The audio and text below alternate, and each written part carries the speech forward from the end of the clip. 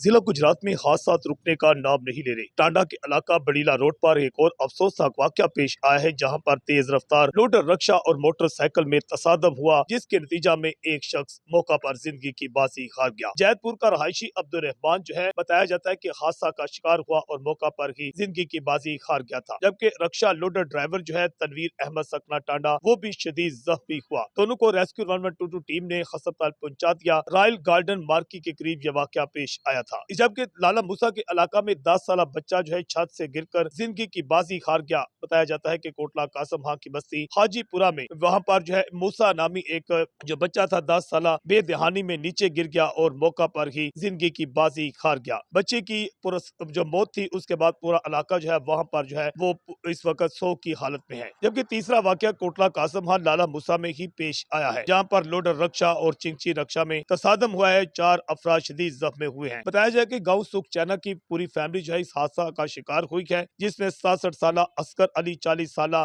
نجمہ، 50 سالہ آسیہ اور 7 سالہ ایک زہرا اجاز بچی شامل تھی۔ ان کو تشویشناک حالت میں ہسپتال داخل کروا دیا گیا ہے۔ سال 2026 کے پہلے 3 ماہ کے دوران ضلع گجرات میں اب تک بتایا جاتا ہے 30 سے زائد افراد مختلف حادثات اور واقعات میں زندگی کی بازی ہار چکے ہیں۔